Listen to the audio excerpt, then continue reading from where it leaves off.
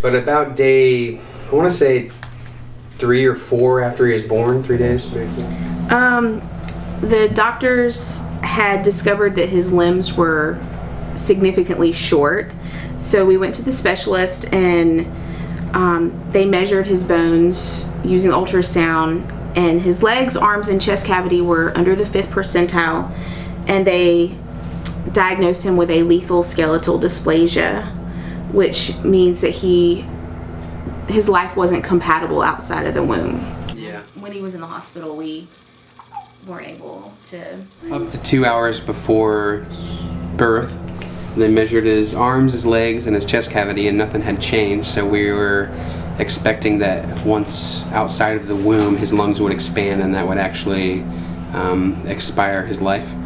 So, yeah, we were just praying, and we needed a miracle for him to live outside of the womb, and it was just amazing when the specialist doctor took him away and started to clean him. One of the first things that he yelled out across the room was, "There's nothing wrong with this baby's limbs, and he's breathing fine."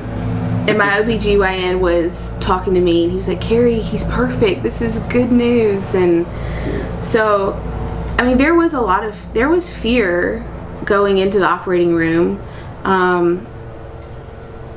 It was really scary, and we were believing for a miracle, but we also knew that God is kind even if he didn't heal him. So I guess it was more just fear of the unknown. We didn't know what was going to happen, and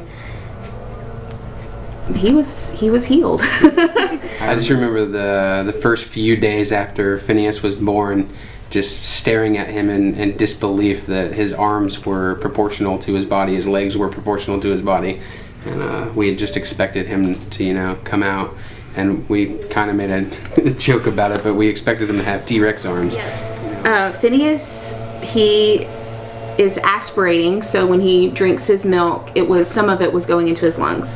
So for right now, he's only allowed to use a feeding tube, and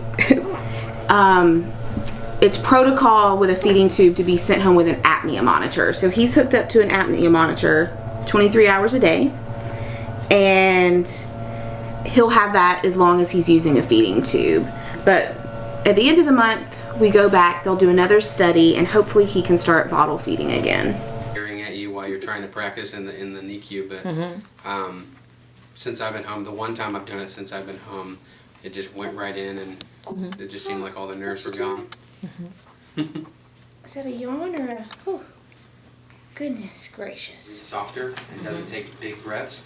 A beep would go off so the nurses could pay attention to Yeah, I don't think I wasn't anxious. I was just... He does have Down syndrome, so there will be challenges with that, just developmental delays and things of that nature, but nothing that is overwhelming. And with his heart surgery that he had, there should be no complications. He won't need any follow-up surgeries. I mean, it is completely fixed. So really, I mean, as soon as he's able to start feeding, he'll just start progressing like a normal little baby. We know that God healed him. He listened to people's prayers and requests to heal Phinehas, and he did. So that's what we're most grateful for, is people that had faith and believed that God would heal him, and he did. And that was the most generous thing that anyone could have done for us, is to pray for us. So we're overwhelmed with love, and we're really thankful for sure.